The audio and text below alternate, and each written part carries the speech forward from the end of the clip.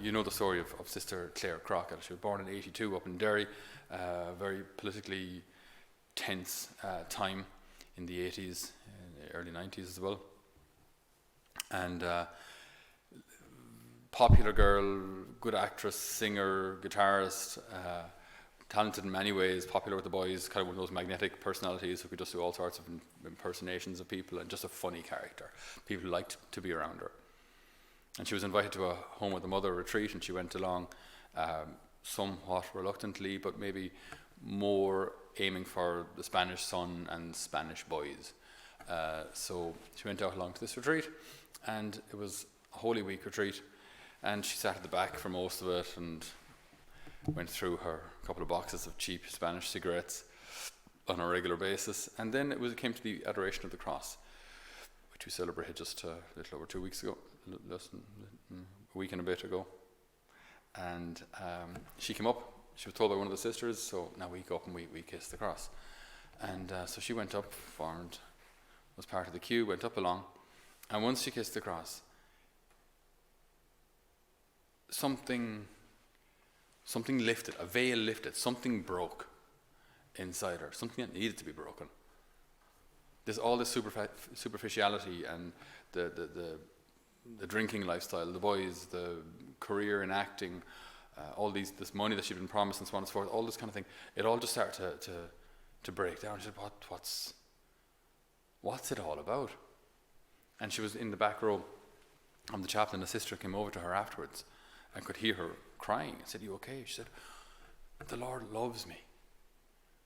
Why did nobody tell me this?" It's an astounding thing to say. Like, the Lord loves me so much. He did all this for me. Why did nobody tell me?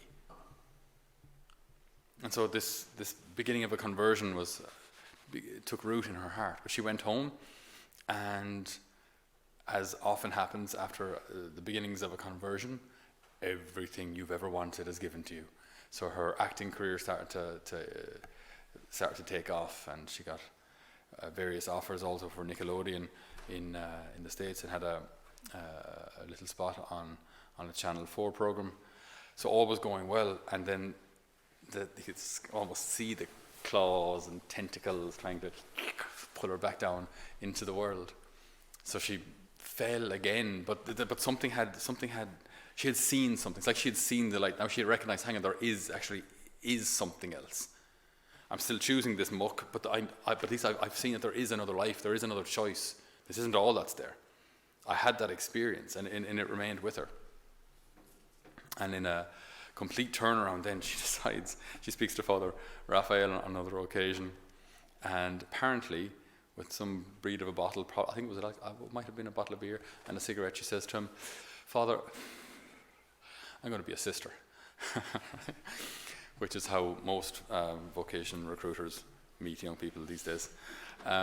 So lo and behold, she did. But she had a desire for greatness, which it's very interesting how Father Raphael and the community, how they were able to form her desire for greatness, which isn't necessarily pride. Do you know?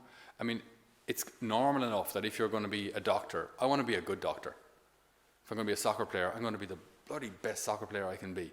If I'm going to be a musician, I'm going to keep practicing till my fingers bleed, because I want to be good. So why not apply the same thing to priest and religious life? I'm going to be a sister, and I'm going to be a good sister. I'm going to be a priest who prepares, who knows his stuff, and who preaches the truth because he loves the Lord. I mean, it should be completely normal that in our vocations we want to be the best we can be. As long as it's for the greater glory of God, you're okay. If it's for the greater glory of your good self, find another job. But she wanted to be a good sister. She wanted to be a famous sister. And Father Raphael very prudently said to her, so if you want to be a famous sister, this will come through humility. Be a humble and obedient sister. And it's like she was just able to almost mechanically assume that and implant it into her mind, so that her Mother Superior later would say of her, she was so joyful and so serving. I didn't actually know what she liked and what she didn't like. I guess that's such a compliment. Like, if someone ever says that of you, I didn't know what she liked to do, what she didn't like, what she liked to eat, and what she didn't like to eat, because she did everything she was asked. She ate everything put in front of her. She did everything with a smile. I couldn't tell you if she actually liked broccoli or not, because she always ate it. I don't know. Just a person who's just so joyful and selfless. In her various missions then, she was fantastic, especially with kids. And her, not so much her motto, but like her life goal, as given to her by Father Raffaele, was alone with Christ alone. So you're such a magnetic person, you know, who loves laughing and acting and lifting people up, and yet your goal is alone with Christ alone. So it's like, it's your interior life. All that mission, that's good, it's important. That's all out there. Your first mission is in here. Your first mission is with the Lord. Get that right, everything else will fall into place.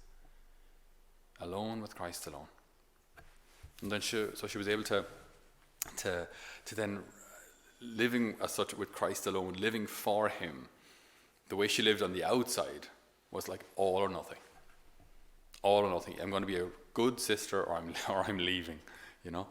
So all or nothing. And so in her missions, if you've ever seen the video of her life, there were occasions where she actually had a splitting migraine, and in the missions, especially with kids, it can be loud, and I've never actually had a migraine, so I have no idea what it's like, but it's apparently not nice.